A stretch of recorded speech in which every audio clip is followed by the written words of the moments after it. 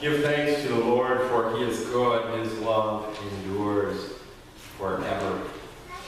It's really what Thanksgiving is all about. It's about giving thanks to God. Why? Because he is good. He is tangibly good to you and to me. His love endures forever. He gives us more than we could ever give back, and it's only natural to give him the thanks that is his by right. But what makes Thanksgiving Thanksgiving? In so many ways, isn't it all the options? You know, the turkey would probably be enough for most gatherings, right? It's not like anyone actually finishes all of that turkey. It's not like there's no meat left over that'll be put on sandwiches for the next week. But it's not just the turkey.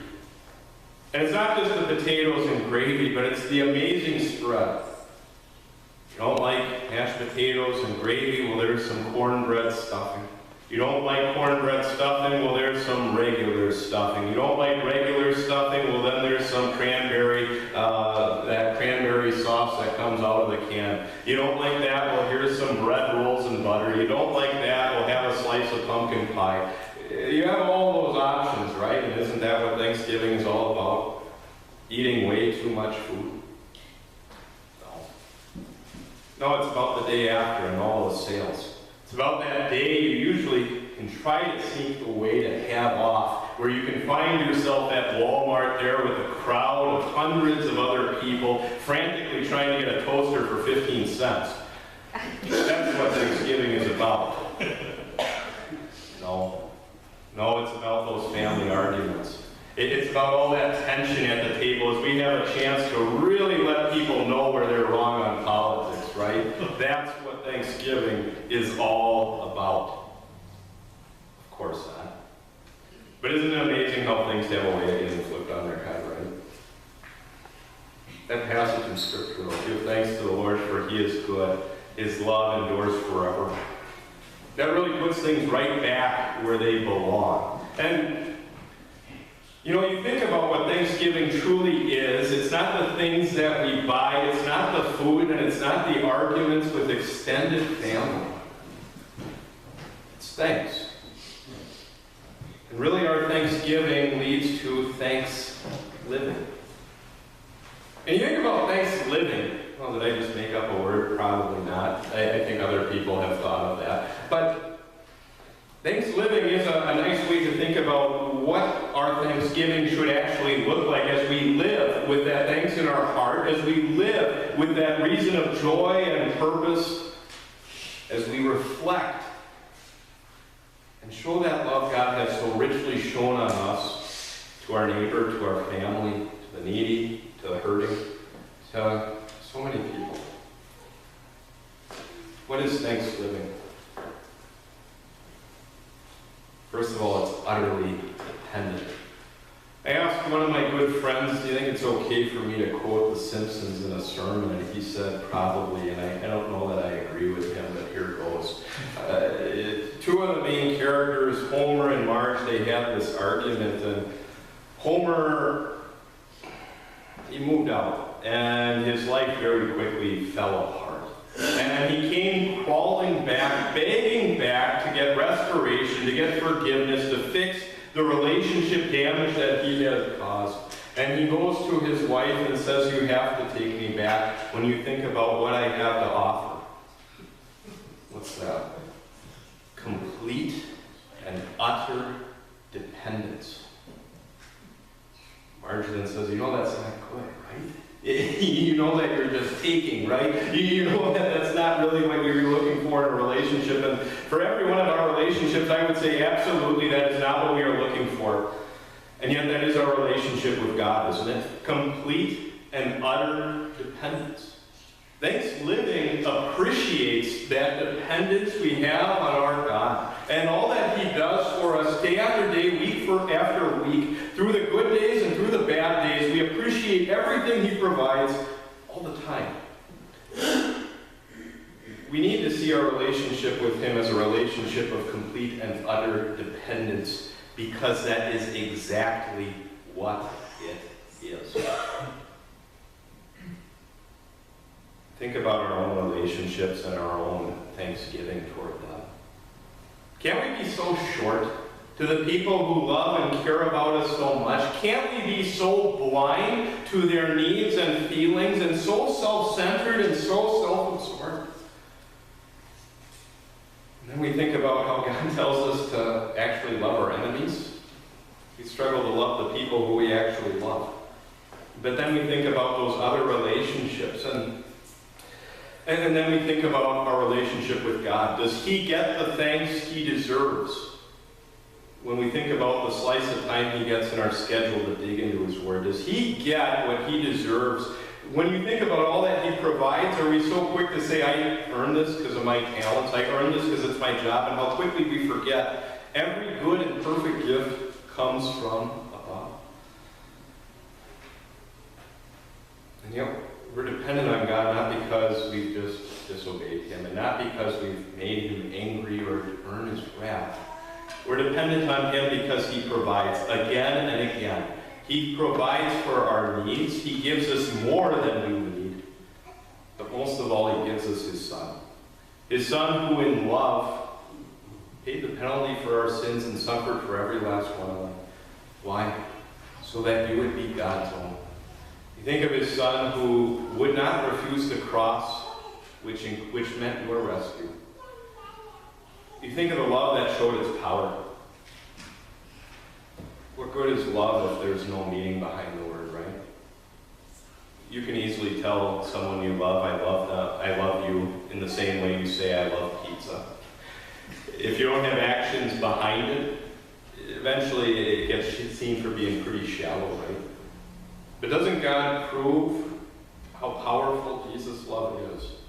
By the fact that not only does He promise that He'll rescue you from death, He actually conquers death in your place and rises from the grave. That He's able to sympathize with our fears about death, and He's actually already been there. And how nice it is to know that we have a God who truly knows and cares about us. Tempted in every way so that He could pick us up after we had fallen in anyway. Tempted in every way so that we could flee to Him, the one who actually knows how to escape sin and avoid it in the first place.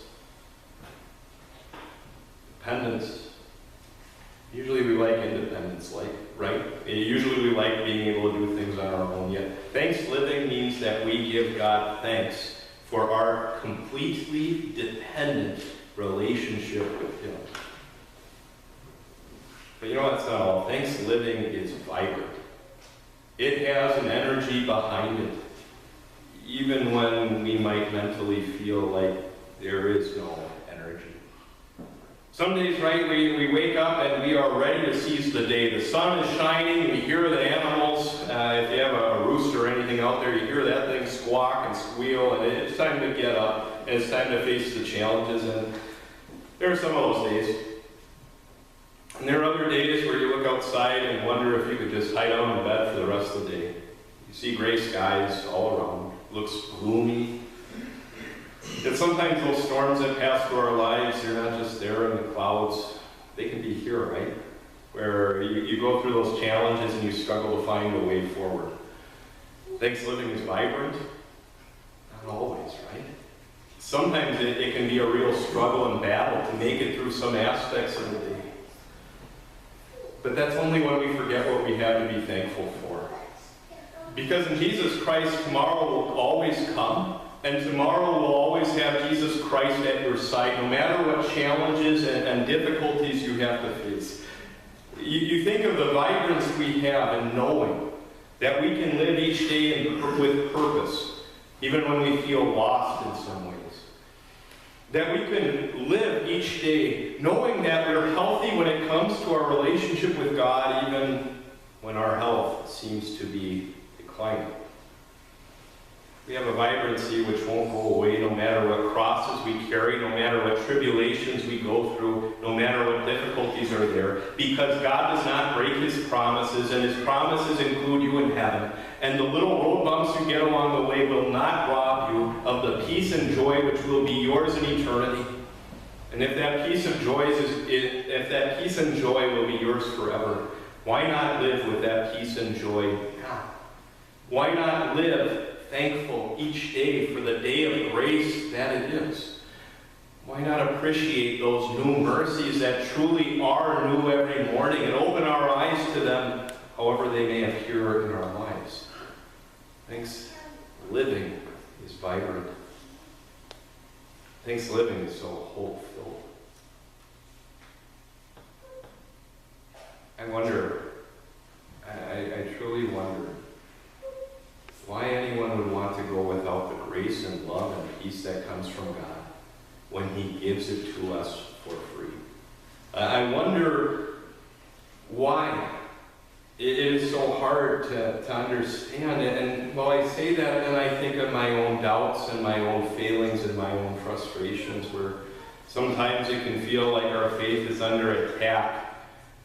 Not so much from a government out to get us, or not so much from people looking to jeer us because of our beliefs, but sometimes our faith is under attack in here because we can only think about the bad, because we forget about all we have to give thanks for, because we forget about the certain hope that is truly ours. And you just think about how we use the word hope, right? And understand what I'm saying when I say that thanks living means we live with hope. Because sometimes we say, I hope it doesn't rain, and what happens if it rains? Who cares? I hope the McRib is coming back soon at McDonald's. No, you don't. Not really. You can think about these things which we use the word hope for. And it just makes the word hope, when we read it in the Bible, almost seem cheap. We have a certain hope. Well, I have a lot of hopes which don't come true. I have a lot of hopes that don't matter. This hope does, and it does not disappoint. You think about how you can say that. There wasn't a lot of hope after a man named Lazarus had died. His sisters, they knew Jesus, and they knew if he were there, he could have cured him, and they were very sad to see him go, even though he was in Christ and would have been in heaven. It still hurt for them to say goodbye. And yet, how do we know Jesus' hope is certain? Because Lazarus came out of that grave by the power of Jesus' word. Because his word does not fail. Because he does not lie. He does not lie to you when he says that heaven is waiting for you. He does not lie when he promises you a place where you will neither experience hunger nor thirst. He does not lie when he tells you that he will wipe every tear from your eyes in heaven, just like he has already wiped the tears of those who have died before us. He does not lie, and that gives us real hope. A better hope than hoping your spouse comes back with sausage pizza instead of pepperoni. A hope that actually matters, and a hope that changes the way you live. Because it's thanks living, right? We live it. How can we be thankful to God if we hear his promises, consider what he's done, see how he has rescued us from the depths of sin, and really rescued us from the depths of hell, and then run right back into that quicksand? Thanks living avoids those pitfalls that have tripped us up too much. Thanks living does not put the blame on God, but forces us to confront the reality of living in a sinful world, and it forces us to change our expectations. That we should expect some hard days and some difficulties. But while we do, we can always expect that God will still be by our side at the same time. Thanks living. God bless you as you live the thanks which God has given you in your heart. Amen.